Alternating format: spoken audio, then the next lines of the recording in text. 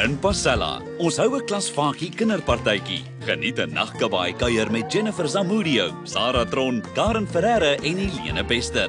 Bou self teleskope, soek nagdiere in Muizenberg en skyn flitsse in die tonnels onder Kaapstad. Vandag groet ek julle uit die mooie moederstad waar ek 'n aktiwiteit gaan aanpak waaroor ek ietwat senuagtig is, want vir die een gaan dinge blykbaar nag word. Crystal Donna is by die kasteel, ons oudste koloniale gebou. Dit is tussen 1666 en 79 opgerig om die verskansing in die Kaap te versterk.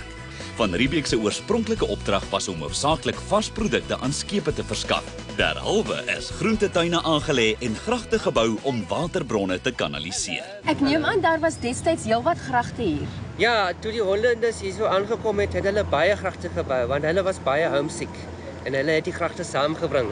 En dit is waar die gragte begin het, die reg rondom die kasteel, soos met die oud Nederlandse fortifikasiestelsels waar hulle gragte reg rondom die forte gebou. Hierdie grag, en daar was 5 van hulle gewees, is gebruik nie net vir verdediging nie, maar ook gebruik om die groente nat te lei.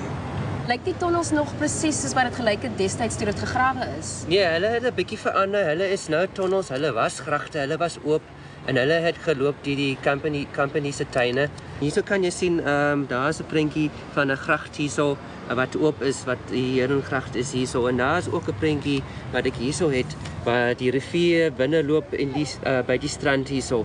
En destyds was die riviere boogrond en nou is hulle almal ondergrond en hulle het die gragte om die riviere gebou. En die riviere nou loop ondergrond en hulle loop onder die paradegrond en hulle loop onder die foreshore in die hawe. Tyd vir aksie en dus beweeg hulle na 'n tonnelingang hier by die kasteel. Party ander begin onder die hange van Tafelberg en derhalwe het Matt 4 verskillende roetes. Die langste een word net op spesiale versoek aangebied omdat dit uitdagend is. Op sy aanbeveling durf ons vandag die Platteklip tonnel aan wat sowat 2,5 uur duur. Veiligheid is nommer 1. En ons het die helmet saamgebring, ons sit helmets op en dan jy het jou boots alreeds om in die water te loop en ek het ook my waterskoene aan en ek het 'n flits saamgebring en daar's 'n flits vir jou. Okay, voor ons ingaan wil ek vir jou gou iets wys. Daar is die enigste plek in die stad waar die tonnel sigbaar is, want die bakstene is bo grond hierso. En nog iets wat baie interesting is die bome wat hier so langs die rivier groei en die gracht wat hier so was, daar kan jy sien die bome in die agtergrond. Hulle is baie groot en hulle vat die water uit die tonnel uit. Hulle groei van daai water. Wat se roete gaan ons volg? O, ek het 'n plan saamgebring en daar kan jy sien hoe die roete werk. En daar kan jy sien, daar is die kasteel hierso. En daar gaan ons binne die tonnel hierso en dan gaan ons daai kant hierso in en ons kan dan loop onder die grond na Strandstraat toe waar die strand was. Moeilik om te visualiseer dat die see in Jan van Riebeeck se tyd regtig tot hier by die kasteel gekom het. Die spesifieke grag waarin Matt en Crystal Donna nou afklim is gevoed deur Silverstream en die Platteklip rivier wat toe as die Varsche rivier bekend gestaan het. Ook die plek waar Van Riebeeck destyds voet aan wal gesit het. As jy die mandgat in is daar 'n leer wat jou 3 tot 4 meter tot onder help. Die tonnel self is rond met 'n smallerige bodem. Ja, mense kan duidelik sien dat die tonnel in 2 stadiums gebou is. Dis reg, die tonnel was ook hierso, dit was die gracht. Hierso kan jy sien die halfmerk. En jy kan die ou bakstene sien wat hierso onder is. Dis die Victoriaanse bakstene, hulle is in 'n baie hitte gebrand, so omtrent oor 1000 graad, maar die bakstene is so hard dat die bakstene is alreeds hierso van voor 1830. Die gragte is toegemaak omdat vullis daarin gegooi en wasgoed daarin gewas is. Vanaf 1838 is dit sistematies in tonnels verander en het die karakter van Kaapstad vir ewig verander. Ten spyte van grillerige inwoners is die water in die tonnels relatief skoon omdat dit direk vanaf Tafelberg vloei. Daar het ons nou 'n lieflike maatjie en duidelik gaan ek van nou af glad nie meer my hande teen die mure hou nie. Ek hou hulle maar net met my. Teen die einde van die 1850s is die laaste stuk van die Herengrachtstraat toegemaak en het sy naam na Adderley verander. En met die builepesepidemie in 1901 is die laaste van die oopwatervore in distrik 6 ook toegemaak. Okay, en nou is ons hierso by Strandstraat. Dit is waar die beach was. En hulle het die kus teruggeskuif tot by die hawe daarso. En dit is baie grond wat hulle daar teruggeskuif het. Die grond van oral gekry en hulle het dit daarso gesit. Het is ongelooflik om te dink dat ons onder so besige straat staan, want ek kan die treine en alles baie duidelik hoor. Ja, die treine kan jy hoor.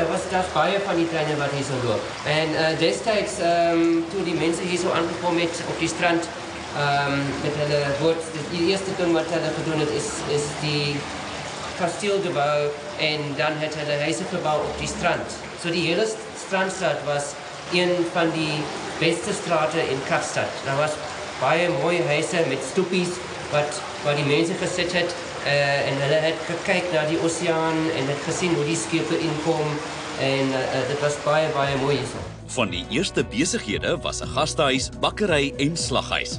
Sommer gou het 'n klomp taverne of kroë gevolg en Kaapstad het sy noemnaam Taverne van die Oseane gestand gedoen.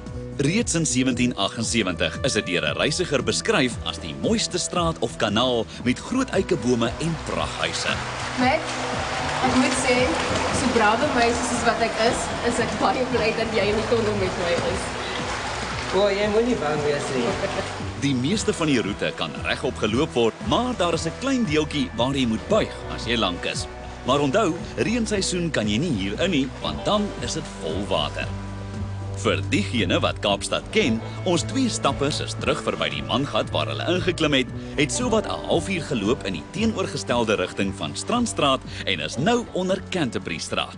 En nou is ons in die ooste deel van die tunnel. En hierso kan jy sien die gate wat in die bakstene is. Daar was 'n sluisgate.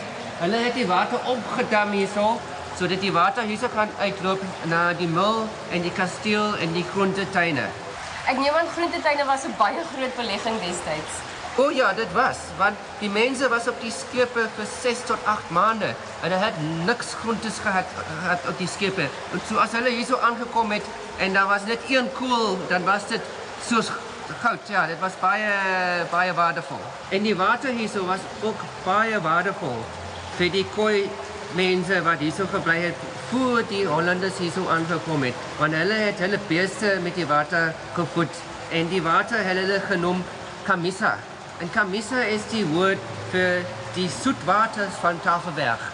Argeoloë het bewys dat die vroegste gemeenskappe ooit opgeteken, waarskynlik Sanmense, in die omgewing van Tafelberg geleef het. Mens kan sommer sien hierdie gedeelte van die tunnel is ouer. Ja, dit is baie oud hier, want jy kan sien aan die stene hierso.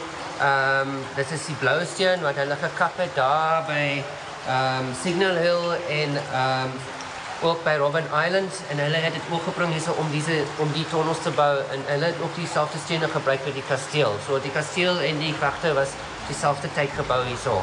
Die tunnel het aanvanklik as Kapelsloot bekend gestaan. Destyds is 'n slaweklok gelui wat beteken het hulle moes hawe toe stap om wasgoed te gaan haal. Die slawe het dan weer al met die gracht langs teruggestap om die wasgoed te was. Nes die antieke tonnels dateer die Gieteyster mangate uit 1895. Volgende keer as ek weer in die geliefde Kaapstad rondloop, gaan ek verseker onthou dat hierdie monument van die verlede maar net 4 meter onder my voete lê. As jy die interessante toere wil meemaak, bring skoene wat nie gly as dit nat word nie, 'n goeie flits, 'n klein rugsakkie om jou water in te dra en 'n kamera. Jy moet ook vooraf 'n vrywaringsvorm invul en aan die betrokke mediese begeleier oorhandig.